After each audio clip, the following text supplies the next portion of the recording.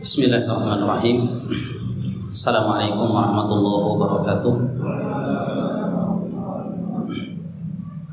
Alhamdulillahirabbil alamin wa bihi nasta'in ala umuri dunya waddin wassalatu wassalamu ala Rasulillah nabiyyina Muhammadin wa ala alihi wa sahbihi ajma'in, amma ba'du. Fa inna ahsanal kalam kalamullah wa khairal huda huda nabiyyina Muhammadin sallallahu alaihi wasallam, wa syarrul umuri muhdatsatuha wa kullu muhdatsatin bid'ah wa kullu bid'atin dhalalah wa kullu dhalalatin finnar. Ikhwatal iman rahimani wa rahimakumullah. Insyaallah malam hari ini kita akan melanjutkan kembali kajian sirah nabawiyah kita. Melanjutkan pertemuan sebelumnya, kita sudah membahas tentang beberapa kejadian yang dialami oleh Rasulullah sallallahu alaihi wasallam dan Abu Bakar As-Siddiq saat berhijrah, ya. Di sini disebutkan ada dua kejadian lagi yang belum kita kisahkan. Kejadian yang kelima yang dialami oleh Abu Bakar As-Siddiq dan juga Rasulullah Shallallahu Alaihi Wasallam saat mereka berhijrah dari kota Mekah ke kota Madinah.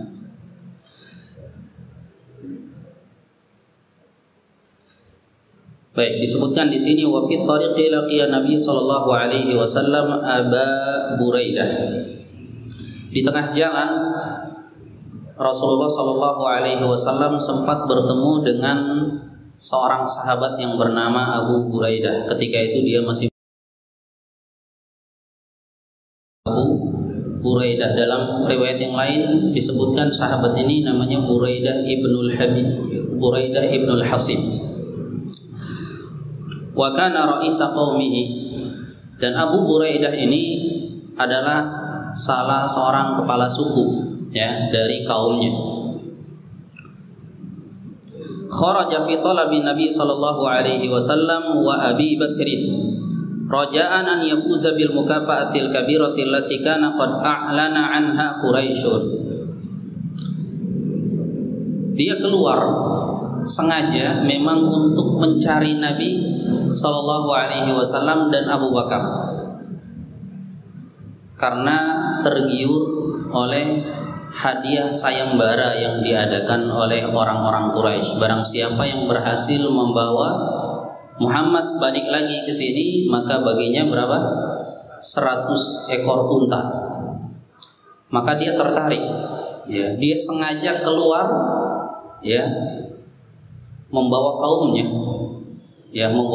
yuk kita sama-sama cari yang namanya Muhammad dan Abu Bakar. Ketemu ternyata Rasulullah SAW sama dia, sama orang ini namanya Abu Buraidah. Walamma wajaha Rasulullah sallallahu alaihi wasallam wa kallamahu aslama makanahu ma'a 70 rajulan min qaumihi. Ketika ketemu dengan Rasulullah SAW, berhadapan langsung, ngobrol sama Rasulullah SAW, qadarullah malah masuk Islam. Dia malah masuk Islam beserta 7 orang yang dibawa olehnya, semuanya masuk Islam. Enaknya gitu kalau kepala sukunya kita pegang, wah, timnya langsung masuk semua gitu ya, masuk Islam semuanya. Ketika itu ada 70 orang. Ada yang mengatakan 80 keluarga. Ya, dari yang lain mengatakan 80 keluarga. 80 keluarga berarti banyak, satu keluarga bisa 3 orang, 4 orang, ya. Masya Allah, banyak sekali, ya. Summa naza'a amamatihi. Kemudian dia melepaskan sorban yang dia pakai. Ya, Abu Buraidah ini ketika pengen nangkep Rasul itu kepalanya sudah terikat sorban. Ya, biasa ya orang-orang Arab menggunakan sorban di atas kepalanya. Ketika dia Islam, kemudian 70 kaumnya juga ikut masuk Islam bersamanya, dia lepas sorbannya. Wa aqadaha bi ramhihi, kemudian dia ikat di tombaknya. Sorbannya itu yang tadi dia ikat di kepalanya, kemudian diikatkan di tombaknya. Fattakhadaha rayatan tu'linu bi anna malikal amnin wassalam qad jaa liyumli ad-dunya adlan wa qistan. Ya, dia jadikan sebagai bendera, ya, sebagai kode, ya, untuk orang-orang bahwa telah datang, ya, seorang rasul yang akan datang membawa keadilan untuk seluruh alam semesta. Baik, ini yang kelima. Kemudian kejadian yang keenam yang dialami oleh Rasulullah SAW dan Abu Bakar adalah wa fi tariqi laqiya Rasulullah SAW Az-Zubair. Ya, di jalan Rasulullah SAW juga bertemu dengan Az-Zubair. Zubair siapa ini? Zubair ibn al-Awwam radhiyallahu anhu. Ya, salah seorang sahabat yang dijamin masuk surga oleh Rasul sallallahu alaihi wasallam. Zubair ibn al-Awwam radhiyallahu anhu wa huwa fi raqibil muslimin, dan ketika itu beliau, maksudnya adalah Zubair bin Awwam ini berada bersama rombongan kaum muslimin. Ya, kanu tujaran qafilina minasyam. Ya, mereka itu ketemu Rasulullah SAW tatkala sedang pulang dagang dari Syam. Ya, karena kan Madinah itu letaknya antara Mekah dan Syam. Ya, dari Syam dia mau pulang ke Mekah otomatis ngelewatin Madinah, dan ngelewatin jalan itu ketemu jumpa sama Rasulullah SAW di situ. Ya. Fakasa Zubair Rasulullah SAW Abu Bakrin thiyaban bayda. Ketika itu Zubair bin Awwam memberikan pakaian berwarna putih bersih kepada Rasulullah SAW dan Abu Bakar. Akhirnya Rasulullah SAW dan Abu Bakar memakai pakaian putih pemberian sahabat ini Zubair bin Al-Awwam radhiyallahu. Baik, ini 6 kejadian yang dicatat oleh Syekh Sofiyur Rahman di kitab beliau Ar-Rahiqul Makhtum. Kemudian beliau di sini membawakan subbab judul baru An-Nuzul bi Quba, singgah di kota Quba. Kalau sekarang Quba itu masuk bagian dari kota Madinah ya. Sekarang. Di zaman dulu belum. Ya. Quba sendiri, kota Madinah sendiri. Kota Madinah itu di zaman Rasulullah SAW kecil. Ada yang mengatakan kota Madinah itu sebatas pagar Masjid Nabawi. Itulah kota Madinah. Ada di zaman Khalifah Syabak itu Masjid Nabawi ini dibuatin pagar. Nah, itulah batas kota Madinah. Keluar dari situ berarti keluar kota sudah ya. Sudah keluar kota. Jadi dia berbeda. Kalau sekarang ya Quba masuk bagian dari kota Madinah karena perluasan ya. Ya, karena perluasan. Jadi ketika itu Rasulullah SAW sampailah di sebuah kota yang bernama Quba. Ya, udah dekat banget ya. Udah dekat banget ke kota Madinah ketika itu. Wa fil yaumil itsnain, ya. Dan di hari Senin, ya. Di hari Senin tanggal 8 Rabiul Awal tahun 14 kenabian. Itu tahun pertama Hijrah ya. Tahun 1 Hijriah. Yang bertepatan dengan 23 September tahun 622 nazala Rasulullah SAW di Quba. Rasulullah SAW singgah di Quba. Bulan apa nih? Bulan Rabiul Awal. Jadi Rasulullah SAW hijrah di bulan apa? Rabiul Awal apa Muharram? Di sini riwayatnya disebutkan beliau masuk ke Quba, singgah di Quba itu tanggal 8 Rabiul Awal. Ya, tahun 1 Hijriah. Belum masuk kota Madinah, tapi udah bulan Rabiul Awal. Sebagaimana kita ketahui urutan bulan Hijriah dari bulan apa dulu? Ada yang hafal kan ya? Masa nggak hafal? Muslim nggak hafal bulan Hijriah masa ya? Muharram dulu kan, Muharram, Safar, Rabiul Awal. Nabi masuk kota Quba ini di bulan Rabiul Awal. Jadi hijrahnya Nabi di bulan apa? Muharram apa? Rabiul Awal. Rabiul Awal. Ya. Ada khilaf memang di sini para ulama. Ada yang mengatakan di bulan Safar. Ya, ada yang mengatakan, dan ini pendapat yang masyhur, yaitu beliau berhijrah di bulan Rabiul Awal. Ini riwayatnya sahih insyaallah ya. Jumhur ulama berpendapat bahwa hijrahnya Rasul bukan di Muharram, tapi di Rabiul Awal. Ya. Kenapa enggak di Muharram? Ya. Kenapa enggak mulainya bulan itu dari Rabiul Awal aja? Rabiul Awal, ya kan, Rabiul Akhir. Ya. Baru kemudian nanti Muharram, Safar paling terakhir bulan 12 gitu. Karena kan Nabi hijrahnya di bulan Rabiul Awal, bukan di bulan Muharram.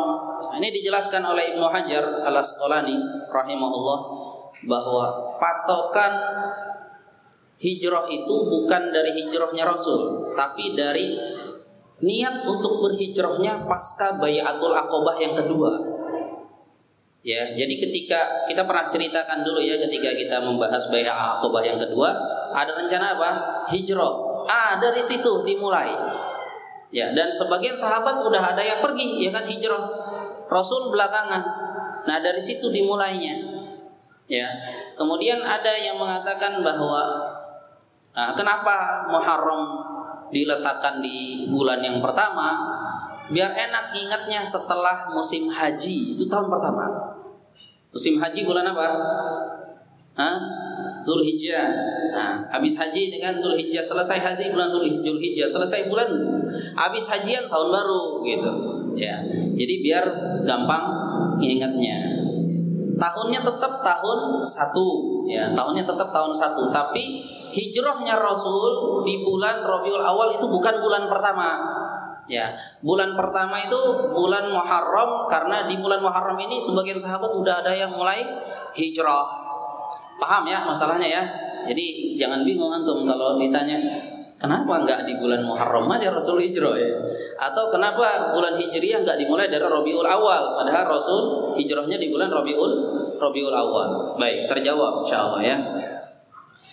Jadi tanggal 8 Rabiul Awal, ya, tepatnya hari Senin, ya, tahun 1 Hijriah, Rasulullah SAW masuk ke kota Kuba. Ya, dulu kota ini belum masuk bagian kota Madinah. Sekarang sudah masuk kota Madinah karena perluasan. Baik, qala Urwah ibnu Zubair, berkata Urwah ibnu Zubair. Urwah ibnu Zubair ini anaknya Zubair yang tadi yang ngasih pakaian ke Rasul, Zubair bin Awwam. Kata Urwah bin Zubair, sami'al muslimuna bil Madinati bi makhraji Rasulillah SAW di Makkah. Ya, ternyata berita keluarnya Rasul dari Makkah ke kota Madinah ini udah sampai ke telinga kaum muslimin yang ada di kota Madinah. Ya, wah, Rasul udah keluar dari sana. Jadi kita siap-siap nih nunggu. Diestimasi sama mereka kalau berjalan kaki atau menggunakan kendaraan berarti sampainya di hari kesekian nih. Ya, beritanya udah jelas Rasulullah SAW keluar. Ya, waktu itu keluar di malam hari di tanggal sekian. Oh, diestimasikan sama orang Madinah. Ya. Oh, berarti Rasul sampai sini di hari kesekian ini. Mereka nggak tahu kalau Rasul tuh nginep dulu di gua Hira, di gua Thur ya. Kemudian mereka juga nggak tahu kalau Rasul ternyata nyari jalan yang lebih jauh. Jadi mereka nunggu-nunggu, kok lama banget ini nggak datang-datang gitu. Karena ternyata memang di luar ekspektasi. Ya. Fakanu yaqduna kulla ghadatin ilal Hira. Mereka tiap hari pagi-pagi keluar nungguin Rasul. Ya, berdiri di pinggiran kota Madinah nungguin Rasul. Fayantazirunahu hatta yaruddahum harruz zahira. Mereka tungguin sampai mereka kepanasan, udah nggak sanggup lagi nih, panas banget, pulang mereka. Fanqalabu yauman ba'dama aqalu bidharhum. Suatu hari ketika mereka tunggu-tunggu lama nggak datang-datang sampai matahari sudah mulai terik, wah udahlah kita pulang aja, kayaknya besok nih Rasul datang.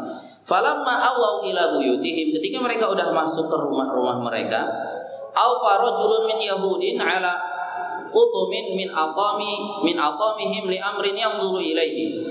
Ya. Ketika udah panas terik, orang Yahudi, ada satu orang Yahudi panas-panas sudah naik ke bangunan yang tinggi karena ada keperluan yang mau dikerjakan di atas bangunan rumahnya. Fabasara bi Rasulillah SAW wa ashabahu bayyidina yazulu bihimus sarab. Dia lihat jauh-jauh kok ada putih-putih itu ya. Apa itu? Kalau orang kita sekarang lihat putih-putih lari ya. Apa putih-putih? Karena Rasulullah SAW kan pakai pakaian putih. Dia dikasih oleh Zubair bin Awam ya. Abu Bakar juga. Dan masih samar karena masih keputus-putus dengan Fata Morgana. Sarab artinya Fata Morgana. Tahu ya Fata Morgana yang gerak-gerak gini. Jadi ragu nih orang Yahudi ini siapa yang putih-putih datang ke sini. Ya. Falam yamlikul yahudi an qala bi'ala sautihi ya ma'syaral arab hadza jaddukum alladhi tanzurun fatharal muslimuna ila silah. Maka ketika udah jelas putih-putih, wah ini orang nih dua, dia nggak sanggup nahan dirinya untuk teriak. Akhirnya teriak dia sekencang-kencangnya orang Yahudi, ya ma'syaral arab, wahai orang-orang Arab, hadza jaddukum alladhi tanzurun, ini nih orang yang kalian tunggu-tunggu ya. Fatharal muslimun, maka langsung heboh. Wah, langsung ngambil senjata ya. Orang-orang kaum muslimin ketika itu langsung lari. Mereka tuh ngambil senjata bukan mau nyerang Rasul, mau mengawal Rasulullah sallallahu alaihi wasallam ya. Nah, ini kisahnya disebutkan dalam kitab Sahih Al-Bukhari. Qala Ibnu Qayyim, berkata Imam Ibnu Qayyim di kitab Zadul Ma'ad, wa sami'tu al-wajbah wa takbir wa sumi'ati wajbah wa takbir fi Bani Amr ibnu Auf. Ketika itu terdengar suara jatuh berdebu. Ya, wajbah itu kalau ada orang jatuh berdebu gitu ya. Mungkin ada yang jatuh kali ya. Pokoknya di sini dijelaskan kayak gitu, wa sumi'atil wajbah. Terdengar suara wajbah. Wajbah itu ada sesuatu yang gede jatuh berdebu gitu ya. Wa takbir, dan juga teriakan takbir Allahu Akbar dari Bani Amr bin Auf ya, dari perkampungan Bani Amr bin Auf. Wa kabbaral muslimuna farahan biqudumihi, ketika mendengar teriakan takbir dari Bani Amr bin Auf, kaum muslimin langsung serentak mengucapkan takbir Allahu Akbar ya. Farahan biqudumihi, karena mereka bergembira dengan datangnya Rasul SAW. Ini belum masuk Madinah ya. Belum masuk kota Madinah, ini baru di mana? Di Kuba. Wa kharaju liqa'ihi, mereka pun keluar untuk menemui Rasul SAW. Fatalaqauhu wa hayyuhu bi tahiyyatin nubuwah. Mereka menjumpai Rasul SAW, kemudian mengucapkan selamat datang dan tahiyatun nubuwah, selamat datang kepada seorang nabi. Fa ahdaqu bihi mutifina haulahu, mereka berdesak-desakan mengelilingi Rasulullah SAW. Wasakinatu yaghshahu, dan tiba-tiba mereka merasakan ketenangan, ketentraman yang luar biasa ketika itu. Wal wahyu nazala alaihi, dan ketika itu turun wahyu dari Allah Subhanahu wa taala. Itu surat At-Tahrim ayat 4. Allah berfirman, fa innallaha huwa maulahu wa jibril wa salihul mu'minin wal malaikatu ba'da dzalika dhahir ya. Dan sesungguhnya Allah dialah penolongnya, Jibril dan orang-orang soleh dari kalangan orang-orang yang beriman, dan para malaikat setelahnya juga menjadi penolongnya ya.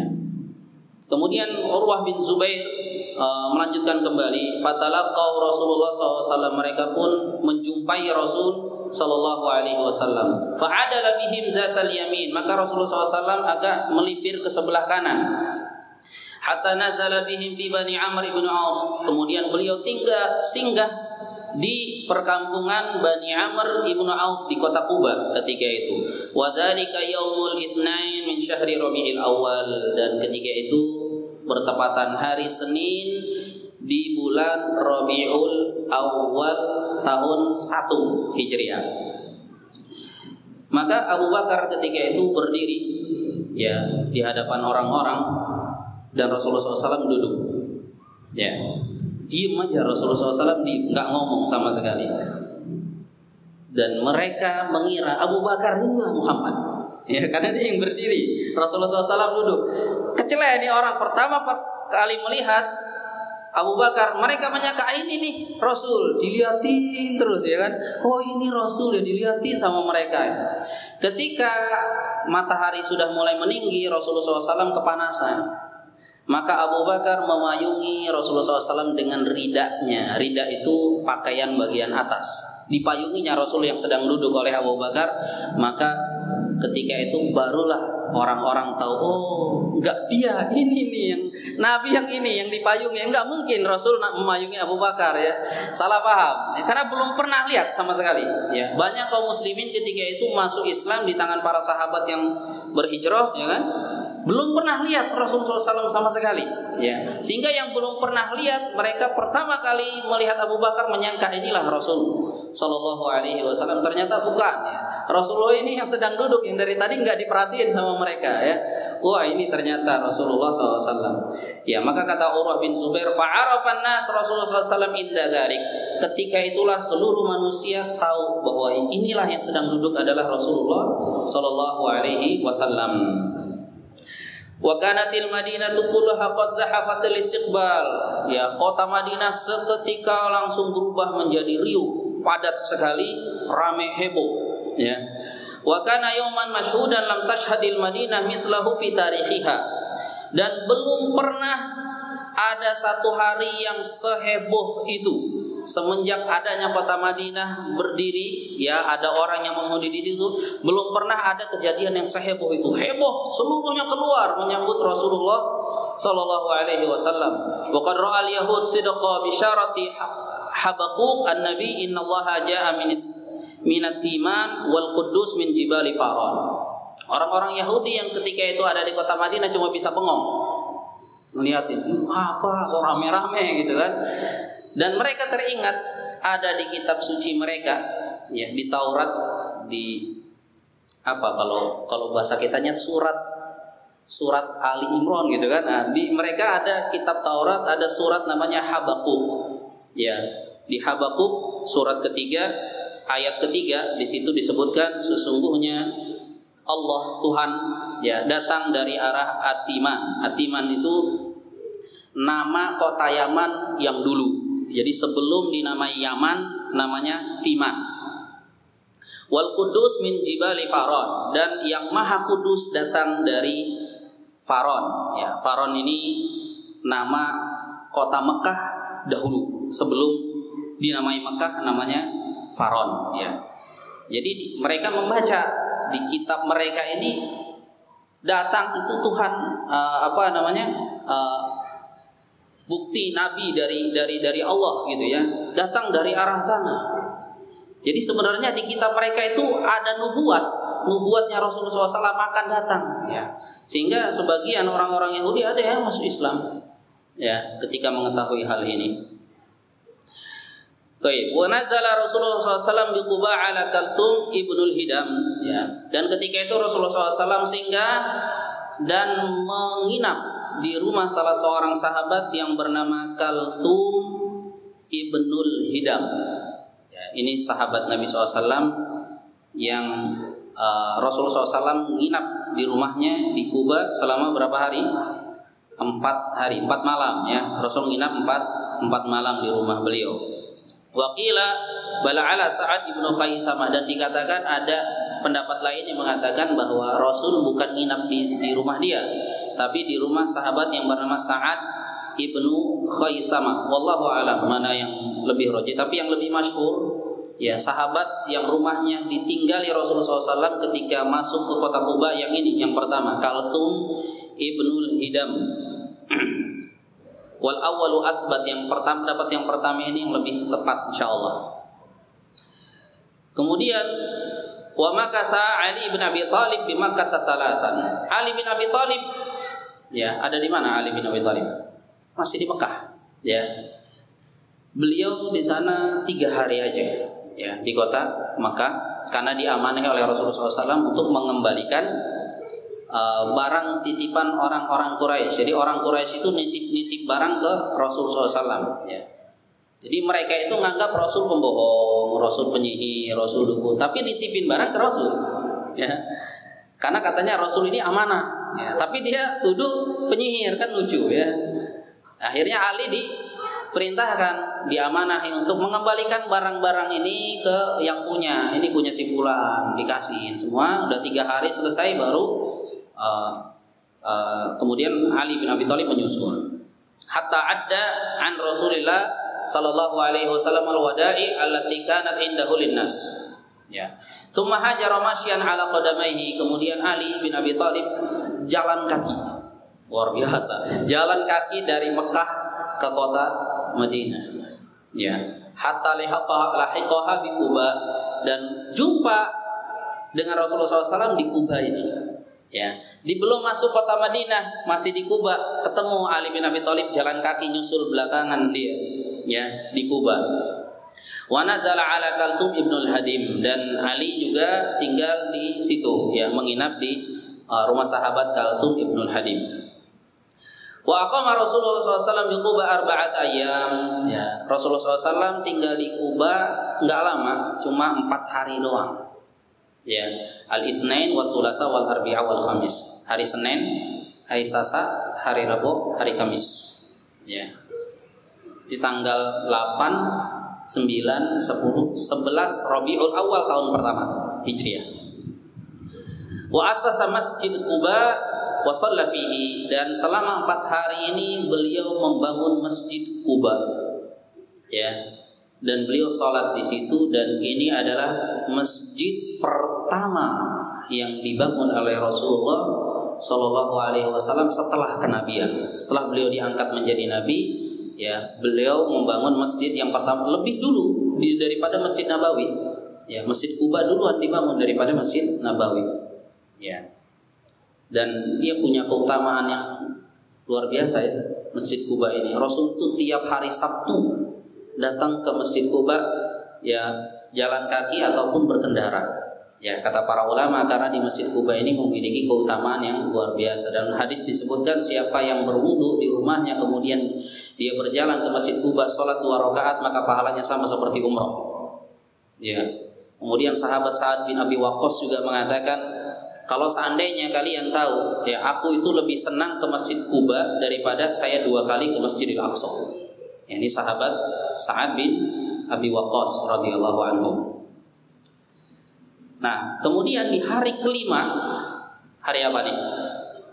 Jumat, ya, hari Jumat. Di hari kelima baru beliau melanjutkan perjalanan ke kota Madinah. Ketika itu berboncengan satu kendaraan dengan Abu Bakar As-Siddiq radhiyallahu anhu. Wa arsala ila Bani Najjar, dan beliau mengirim utusan, seseorang utusan ke Bani Najjar. Siapa Bani Najjar ini? Ada yang masih ingat?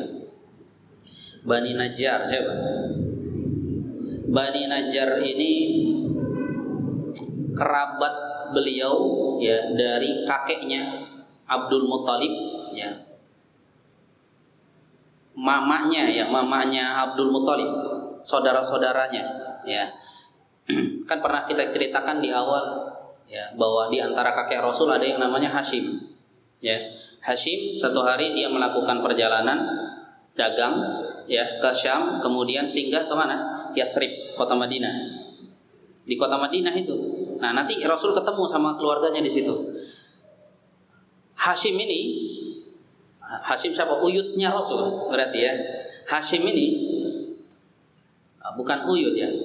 Abangnya kakeknya, abangnya Abdul Muthalib, ini Hashim namanya.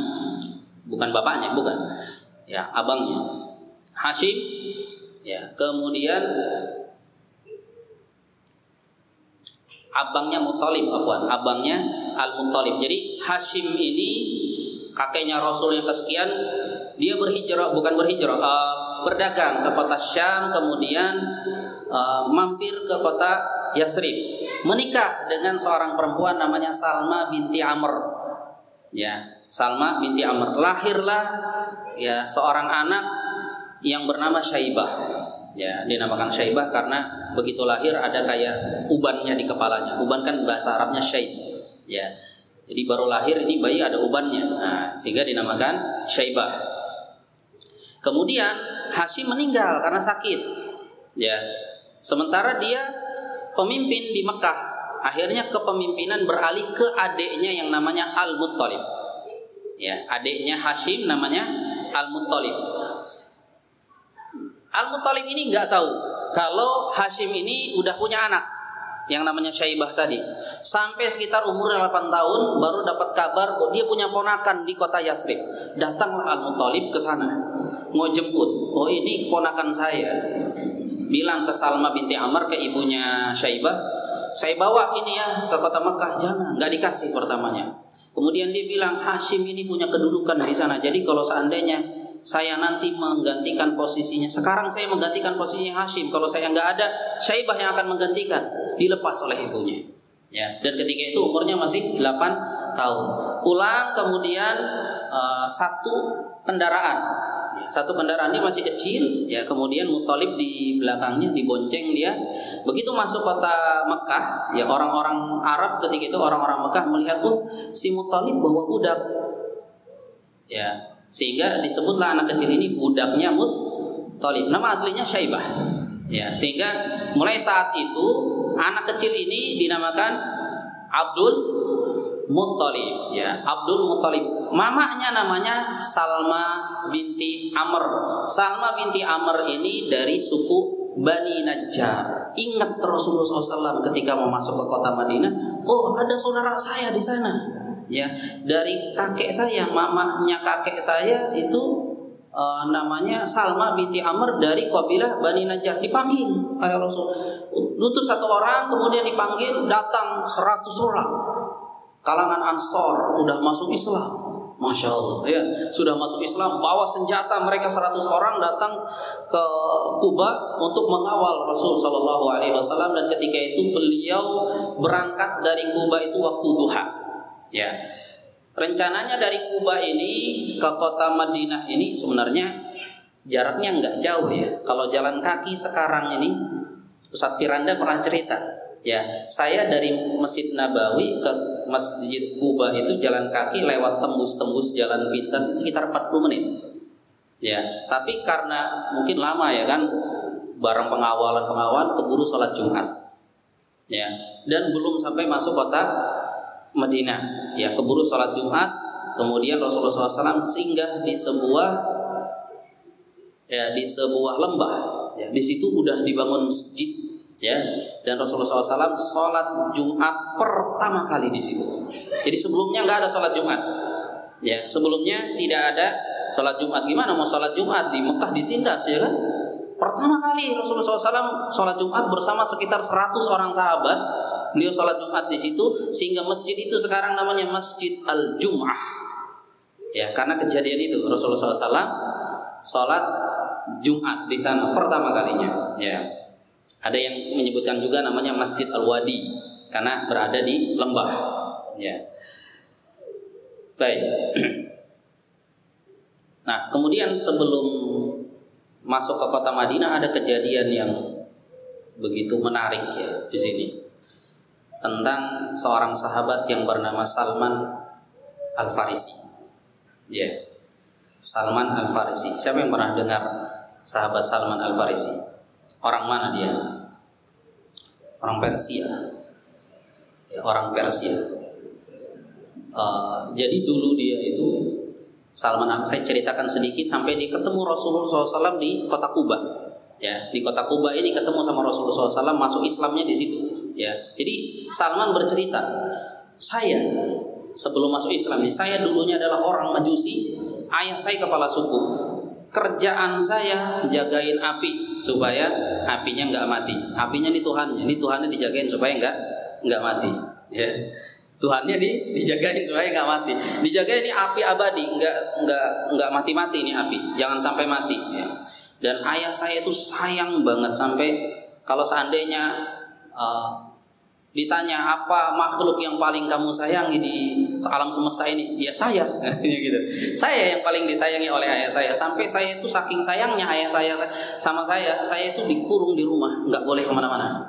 Ya, sampai suatu hari ayahnya punya keperluan. Ya, ayahnya punya keperluan tapi dia nggak bisa. Ya, menangani keperluan ini harus diwakilkan. Akhirnya Salman pertama kalinya keluar dia. Wahai Salman, sana ada keperluan ayah, tolong diwakilkan. Ya. Di tengah jalan Salman melihat ada orang sedang nyanyi-nyanyi di gereja beribadah. Agama apa ini? Belum pernah lihat dia. Ada agama itu. Ya, selama ini agama yang dianutnya nyembah api, Majusi. Ya. Kemudian dia masuk ke gereja itu. Ya. Dia lihat, oh, kayaknya lebih bagus dari agama saya. Dia pulanglah ke ayahnya. Dia bilang, wahai ayah, tadi saya di jalan melihat begini, ada orang beribadah, kayaknya agamanya lebih bagus daripada agama kita. Kamu ngomong apa? Dipasung dia. Kamu nggak boleh keluar lagi. Tapi benar ayah, itu udah paling bagus agama kita kalah jauh lah sama agama itu. Dipasung. Ya, nggak ada agama yang lebih bagus dari agama kita. Dipasung, nggak boleh kemana-mana. Ya, bukan dikurung lagi, dipasung. Ya, dipasung, diikat dia. Saking sayangnya itu ayahnya. Kemudian dia melihat ada orang yang sedang berjalan di luar. Kemudian bagaimana caranya? Pokoknya lepaslah dia dari pasungnya ini. Kemudian kabur. Ya, kabur ikut ya sama rombongan orang ini. Ya, sebenarnya ceritanya detail, saya ringkas saja. Ya, kemudian orang ini mengatakan bahwa ada agama yang lebih bagus dari ini, tapi di sana, di negeri sana, di Arab gitu. Mau nggak kamu bawa saya ke sana? Ya udah, ayo. Tapi kamu harus nyerahkan sebagian hartamu. Ya udah, diserahkan hartanya. Kemudian dia dibawa. Ternyata dia dikerjain. Dia sampai sana dijual jadi budak. Ya, dibeli dia sama orang Salman ini, dibeli. Ya, kemudian dia ketemu sama seorang pendeta. Ya, sebelum jadi budak dia ketemu dulu sama seorang pendeta, belajar, tapi ternyata pendetanya ini ahli ibadah lah ya, ahli ibadahnya ini nggak bener. Ya, dibilang ahli ibadah ini bilang ke jamaahnya, ayo kumpulin harta, saya akan infakkan ke orang-orang. Ya, ternyata Salman melihat ini hartanya dikumpulin tapi buat dirinya sendiri sampai penuh, beberapa peti isinya emas semuanya. Orang-orang jamaahnya nggak ada yang tahu. Ya, kemudian pas orang ini meninggal, Salman buka kartunya. Kata Salman, ini pendeta kalian ini nggak bener. Ya, kalian berinfak tapi duitnya dimakan sendiri. Kamu tahu dari mana? Ini saya tunjukin tempatnya. Dibuka, ternyata di situ ada emas banyak sekali. Akhirnya orang-orang masyarakat itu nggak suka, pendeta ini disalib, dibiarin sampai membusuk di atas salibnya. Ya, kemudian dia cari lagi, di mana guru yang bener ini ya. Ya, akhirnya dia ketemu pengganti dari pendeta ini, orangnya bener. Dia belajar, dan ini Yahudi tapi masih, atau Nasrani ya, Nasrani tapi masih di atas fitrah, belum diubah-ubah tuh Injil. Dia mulazamah sampai orang ini meninggal. Ya, sebelum meninggalnya dia bilang, wahai guruku, kalau kamu meninggal, kamu kan lagi sakit, kepada siapa aku harus belajar? Cari di kota fulan, pergi kamu ke sana, ada orang yang beragama sepertiku. Begitu meninggal, Salman pergi ke sana. Ya, jauh jalan kaki. Ya, ketemu lagi. Oh, sama seperti itu sampai ketemu 4 atau 5 orang guru, Allahu a'lam. Ya. Kemudian ya, mati semuanya, tapi dia punya pesan, ya. Wahai guruku, kepada siapa aku harus berguru setelahmu? Aku nggak tahu. Katanya, aku nggak tahu kepada siapa lagi, karena agama Nasrani udah banyak yang dirubah-ubah. Ya, untuk yang orang sepertiku ini kayaknya udah nggak ada. Tapi sebentar lagi akan datang seorang nabi, saya sebutkan ciri-cirinya. Katanya, yang pertama, dia menerima hadiah tapi nggak makan sedekah. Ciri pertama, ya.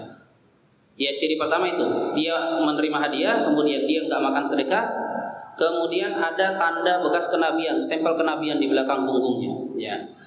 Nah, ketika Rasulullah SAW masuk ke kota Kuba, dia mendengar ada nabi yang datang ke sana. Dia cek bawa kurma, dia udah jadi budak nih, udah jadi tukang ngambilin kurma. Ya. Kemudian, wahai Nabi Allah, ini saya ada sedekah untuk kamu. Ya, itu di Masjid Kuba, di kota Kuba, Rasulullah SAW kota Kuba. Ini aku ada sedekah untukmu. Kata Rasulullah SAW, wahai sahabatku, sini semuanya kalian makan ini. Salman melihat ini kok nggak makan. Berarti tanda pertama ini, ya, tanda pertama. Kemudian besoknya lagi dia datang, bawa kurma lagi, ya. Wahai Rasulullah, kalau kemarin sedekah, sekarang hadiah, saya hadiahkan kepadamu, ya. Kemudian Rasulullah SAW makan dan sahabat-sahabatnya makan. Kata Salman dalam hatinya, tinggal satu lagi nih cirinya ya. Ini apa namanya, stempel kenabian. Nah, kemudian ada salah seorang sahabat Ansor yang ketika itu meninggal dunia, dan Rasulullah SAW ketika itu mengantarkan sahabat ini ke pemakamannya. Kemudian Salman pas banget ada di situ, pengen ngelihat ini cap kenabian di belakangnya. Salman mengendap-endap di belakang, melihat Rasulullah, pengen ngelihat ini capnya, tapi ketutup sama selendang. Rasul tahu, wah ini kayaknya ada orang yang menguntit-nguntit saya dari tadi. Dijatuhkan selendangnya, kemudian terlihat cap kenabian seperti buah apel, dipeluk oleh Salman. Ya Rasulullah, aku sudah mencari mungkin puluhan tahun, dan sekarang aku bertemu, aku bersyahadat, asyhadu an la ilaha illallah wa asyhadu anna Muhammadar Rasul. Puluhan tahun dia mencari kebenaran, dia masuk Islam ya. Kemudian setelah itu nggak lama ikut perang Khandaq, dia yang pertama kali punya ide kita gali parit, yaitu Salman Al-Farisi ya. Adatnya orang-orang Persia seperti itu ya. Nah ini ketemunya di mana? Ketika di masjid Quba. Barulah ketika itu mereka berhijrah bersama ke kota Madinah ya. Baik, mungkin kita cukupkan sampai di sini ikhwah sekalian ya. Udah masuk sholat isya ya? Udah dari tadi kayaknya ya. Insyaallah. Ya. Insyaallah nanti kita lanjutkan